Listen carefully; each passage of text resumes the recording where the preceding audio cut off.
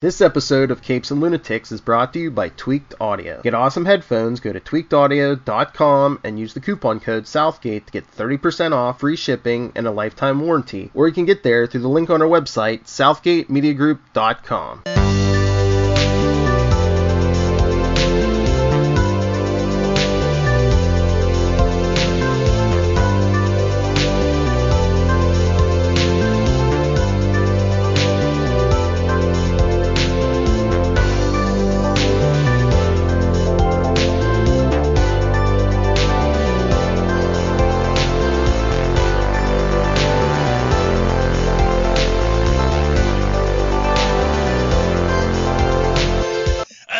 Me hearties, and welcome once again to Full Stream Ahead.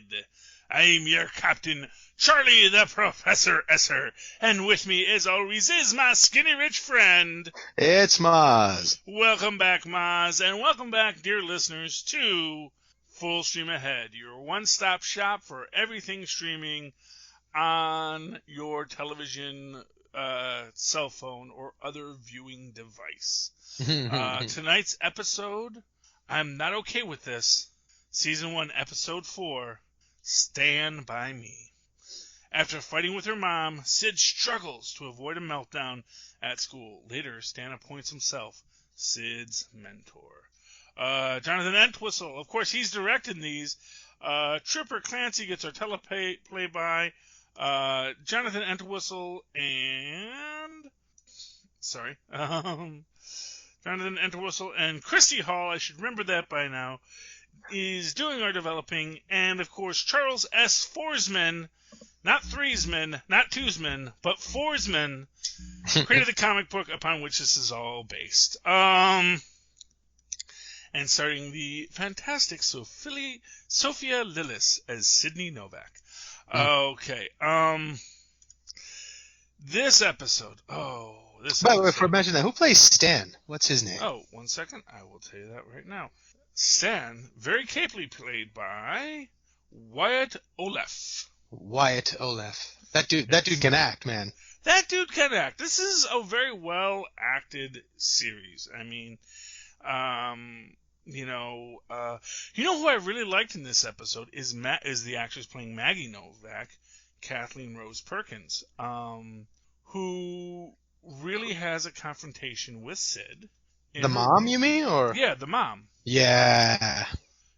About how Sid's this freaking daddy's girl, and is still this freaking daddy's girl. And she's blind to how much her mother is doing for her, and ungrateful. And spoiled and selfish. And for what it's worth, how much she refuses to see the problems her father had. Because but that's not even the point. She brings it up as a last resort, but it should, even if that wasn't the point, appreciate what your mom is doing for you. Yeah, very much that as well. I mean, it's the kind of thing that has a lot of levels, is a lot of weight to it. Like her mother stands there and grins and bears through a lot, and only when she really, really is pushed to her emotional wit's end, she brings up the father. And I think she feels bad after having done it too, because it's like that's her dichotomy. It's like she's been fighting to protect her daughter from what her father was. And, along those same lines, we have Liam Novak, who is the son. That was the boy's name that we couldn't remember. Played by Aiden Wojak Hisong, which is a nice long name. Wojak? Yes, Wojak Hisong. And it's Wojak, which I think is Polish, because it's spelt like it sounds. And Hisong, I don't know if that's Polish or not, but Aiden is his first name, and he plays Liam Novak, and a kid with a lot of insights, I think, and I think he's acting them well in this, especially when he is talking to Sid about how he finds that if he just doesn't say stuff to people, he doesn't make them mad, but that he thinks that, Sid and their mom could just sit in a room quietly and they'd still fight about it. They could fight without using their words. So, yeah, and that is the stress here. And, I've never been a teenage girl. I've never been the mother of a teenage girl. I don't know if this is the norm for teenage girls and their mother, but... I mean, certainly I've seen enough sitcoms and movies to convince me of that. Mm-hmm. And I guess those are the tropes that they have to follow.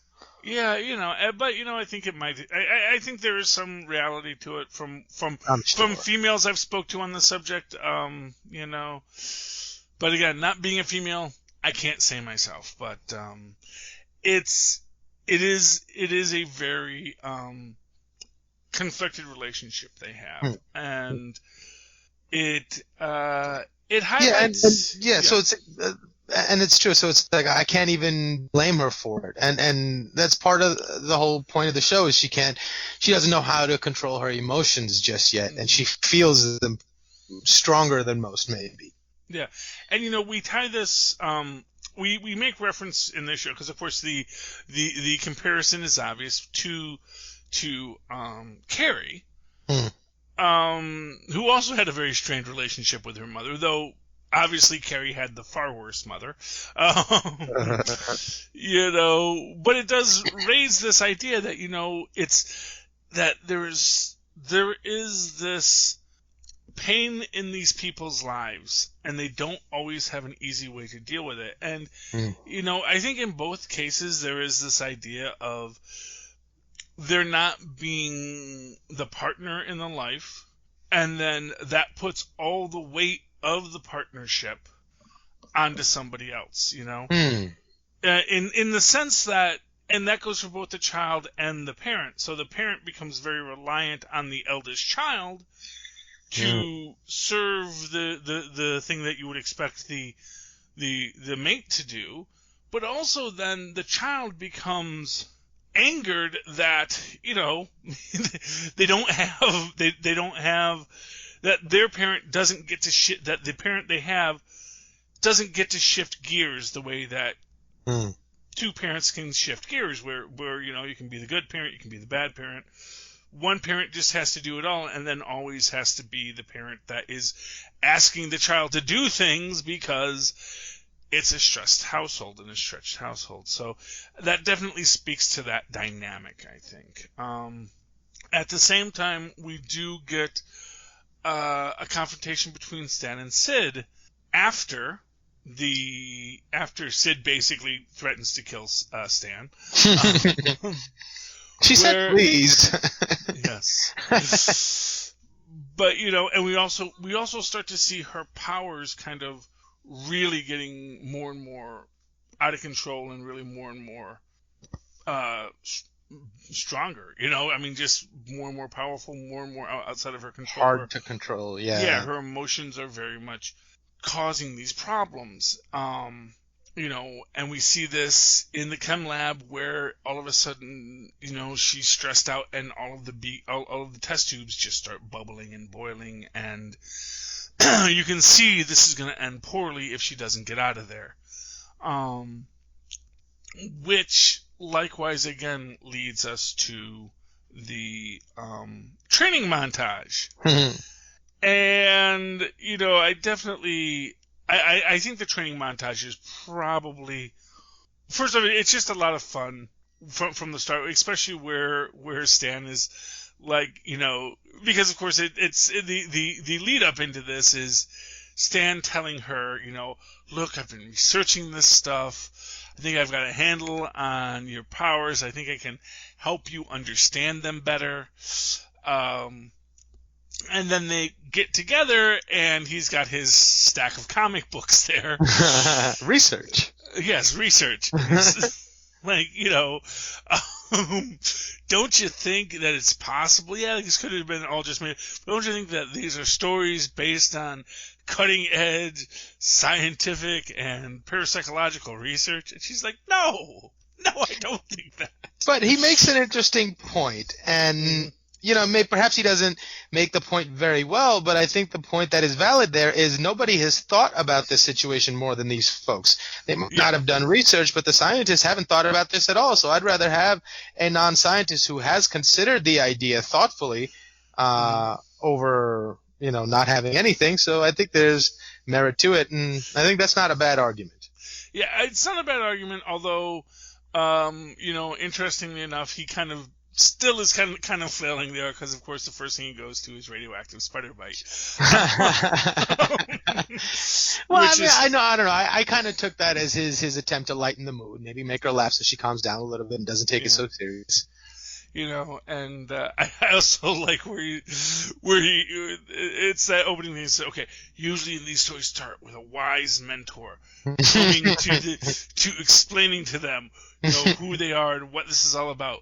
Has anyone done that for you recently?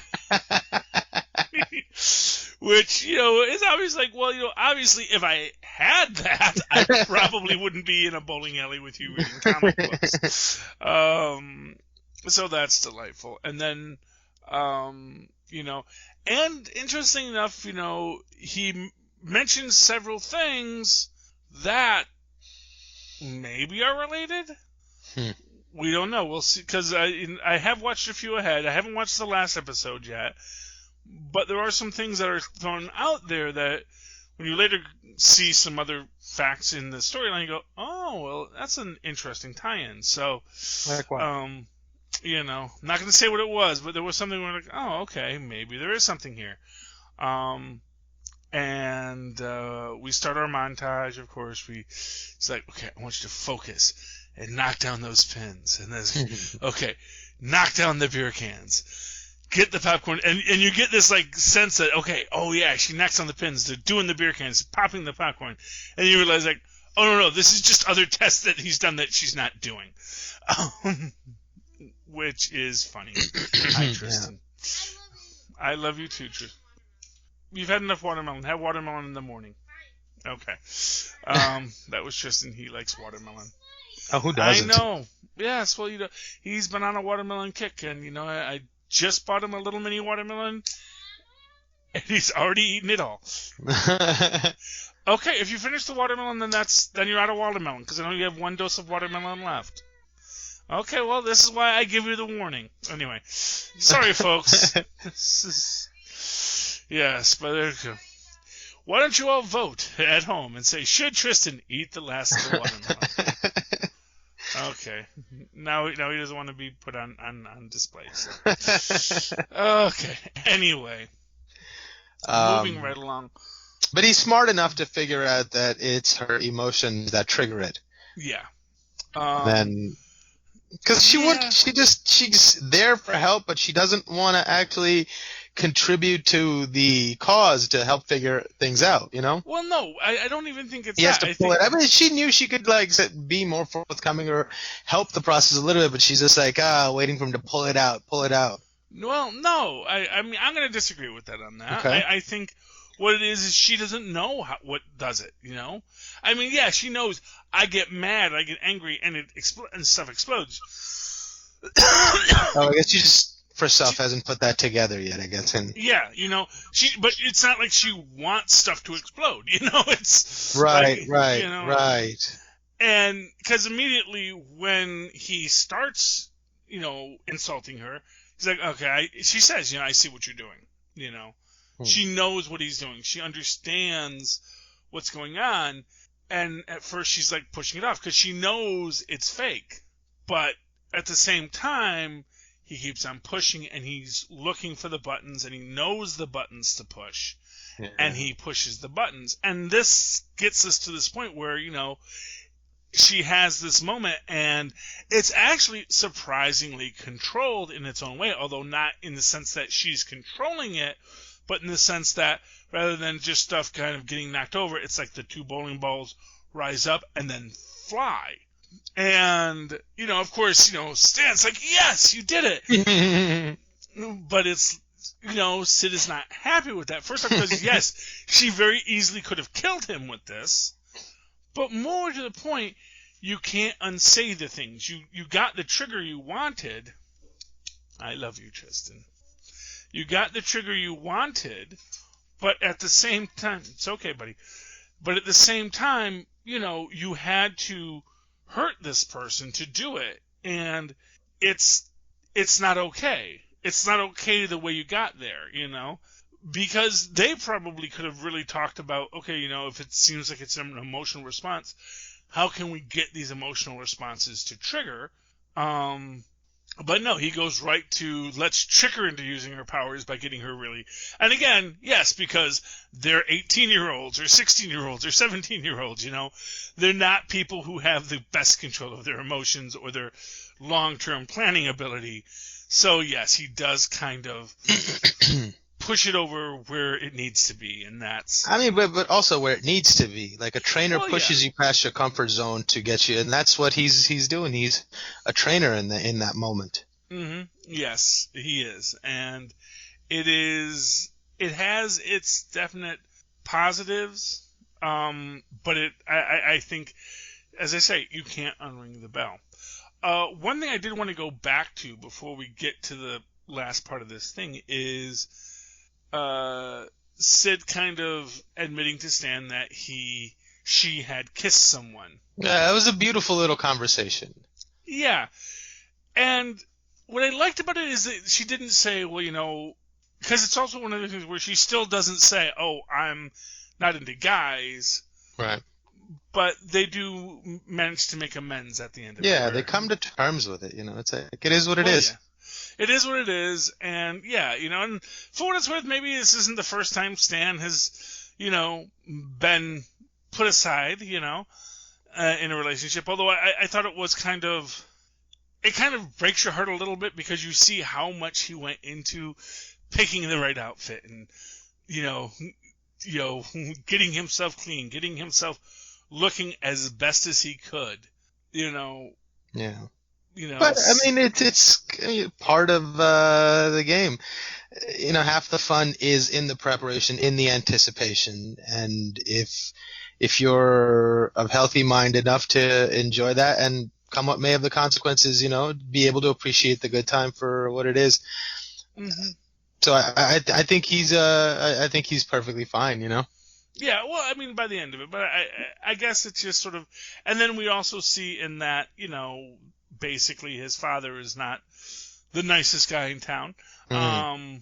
And in fact, and it's weird because, basically just punches the kid when he comes home with the car damaged. And I'm sure that's what it was about, is he, wrecked the car, and, his dad was notably upset about that and takes it out on him and punches him in the eye, which is, for what it's worth, a really awful way to communicate with your child. But it's apparently what they were comfortable with. And it's obviously something that, Stan's used to, because he makes the point that when his dad's away, things are better. His dad's a long-haul trucker, so he goes out, and Stan doesn't have to deal with his, father smacking him around and, questioning his sexuality, which is its own question, because honestly, there was a time in the first couple episodes where I was thinking, oh man, is she going to be like get into Stan, and then Stan's going to be like the one who says, oh, actually, that's not who I am, but and again, we don't know who anyone is because right, neither do they. Exactly. That's what makes it an interesting tale. Yeah.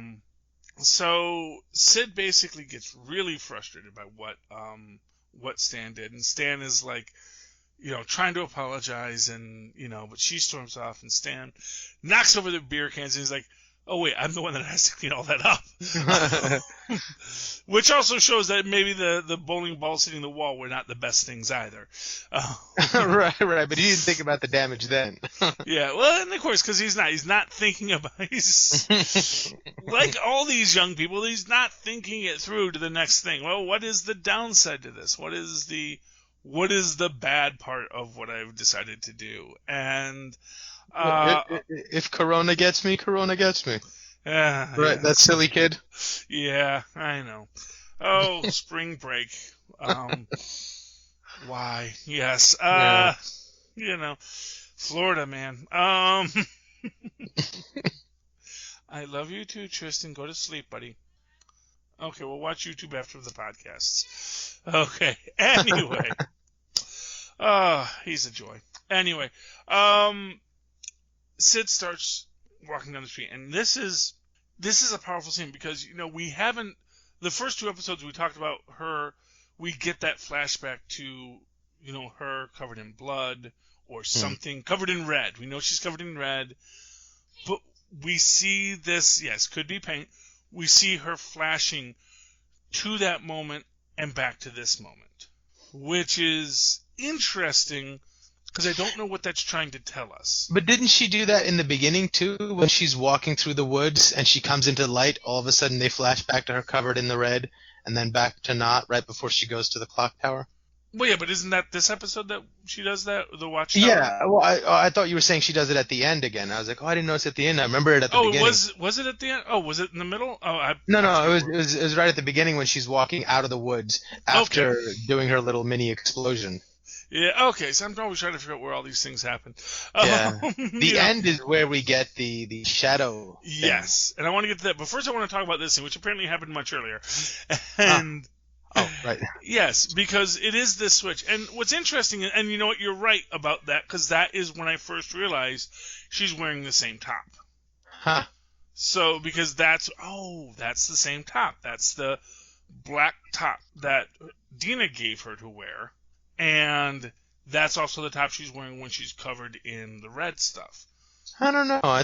Because I thought the top she had on there was white. Well, I thought it was too until I saw these cuts. And in these ones, it's definitely black. Because that was something that jumped out at me. Because I had thought it was white the first couple times I saw it too. But now I'm wondering if maybe... And of course, it's just a top. Maybe the skirt is white and she had a black top. Interesting.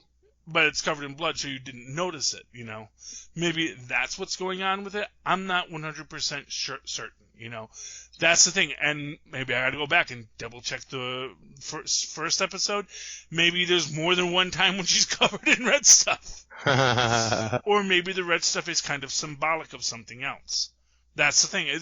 This is where it comes into this idea of what are our expectations and then what are we actually seeing. And are we maybe seeing things that are outside of our expectations? Because we also see in that she goes on this same walk in that scene where it's covered in blood and she's walking in this same location and she walks up to the tower and it's flashing between her in the tower with the red and her in the tower without. So. Oh, you're right. I just went back to that scene and yeah, it is a black dress. Yeah. But in the first episode, I wonder if it's white. It's probably black then too. Well, or maybe not. Maybe like I said, maybe there's more to it. It's entirely possible. So, as an example, it's entirely possible that this is. Not... Oh no! Yeah, No, if I go back to the first episode, it's like the top portion of her dress is so covered in blood that if the shot was cut right at that point, it would intimate that the rest of the dress is black because it's so dark. So it might be that too. I don't know. So it could be either way. Yeah, well, that's what I'm thinking, is that there is this there's a little more to it than meets the eye. So and that's what we're trying to figure out. But what I was saying is it's entirely possible that the red isn't what she's not physically covered in it, but that this is a representation of the psychic blood she's covered in. So, or something along those lines, that this is something that is not visible outside of her, that what we're actually seeing is what's her view of it, that she feels like she's in this state covered in goo, feeling the psychic residue all over her. Just a crazed theory from my own mind, back from when I was, when I was in high school and I had psychic powers. I don't know if anyone got into psychic powers when they were in high school, but I got it. Oh yeah. Energy manipulation, all that kind of stuff. Yeah, can I put the candle out just by thinking at it? Yeah, so the idea of that. psychic residue on your skin. I can imagine it, and I can identify with it, so I can feel that. But we do see that she is walking home at the end of this episode, and we see this dark figure following her, and then literally the dark figure pixelates away, as if Thanos snapped his fingers. You know, and the person just floats away. And that is something, obviously. You know, and again, it's going to be something that we're going to have to ask, you know, is that really happening? Or is this something that no one else can see but her because of her powers? That this is something that is observable by her because of her psychic ability and her psychic powers. Well, she's not the one observing it. We are, so it must be there. You know what I mean? Well, it could be there, but it may not be.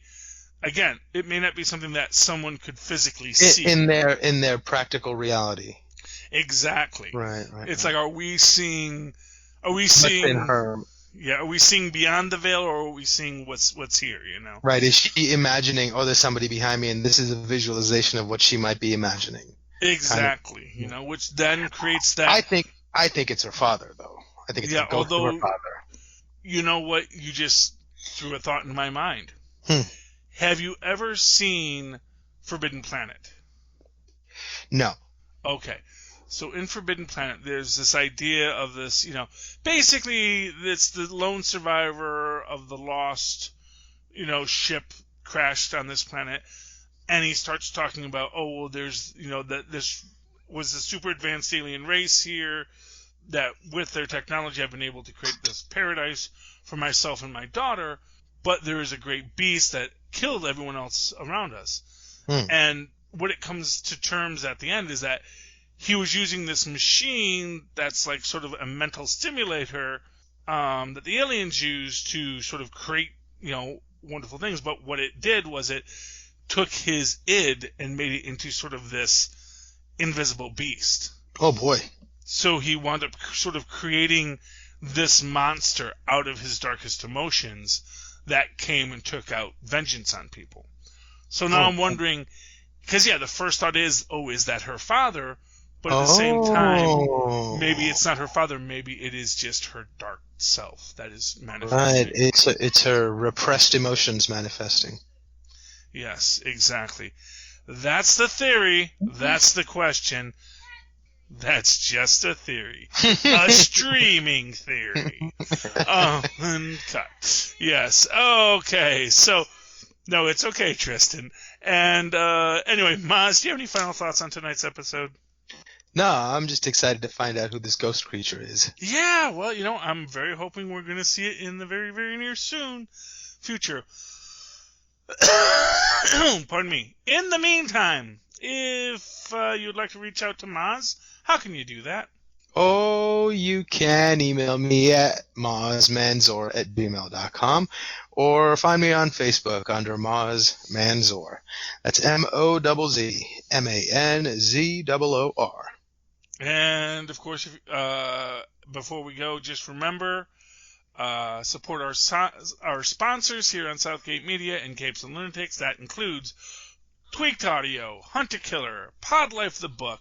Pod Life the Book, a great book put out by us for you that tells the stories of many podcasters and those who love podcasting and why they love it and how it has saved their lives in some cases. And in other cases, you know, just made their lives a little more fun. So scroll down. There's a link to Amazon at the bottom of the page. When you click on that link, anything you purchase for yourself, for your friends, for your family, we get a couple shekels, goes nothing onto your bill.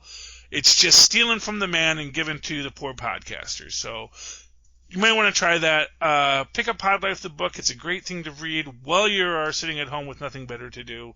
But you can also download any other book from Amazon while you're there, including the collected works about Conan the Barbarian by H.E. Howard, which I just picked up.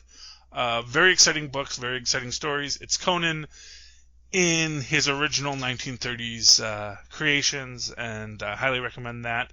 Recommended to me by Jam DeMattis, who we interviewed over on Capes and Lunatics. Scrolling up to get that bit of goodness. And yeah, that's everything. And if you would like to write to me in that old-fashioned email way, once you've done all these things, do so at superconnectivityblog@gmail.com. That's superconnectivityblog, all one word, at gmail.com. Of course, follow me on the Twitters as I live tweet Agents of S.H.I.E.L.D., which is coming back. I know it. Someday. We're going to get Peggy Carter back. It's time travel this season. It's going to be great. At Charlie Esser, that's CHARLIE, ESSER. Look for the 2 E's in the middle. For quality. Bing! Thank you, Mozz. All right, me hearties, you have survived another night on the wine dark seas with me and me first mate, Mozz. Come on back again next week when we disembark once again and sail full stream ahead. Arr. Yarg.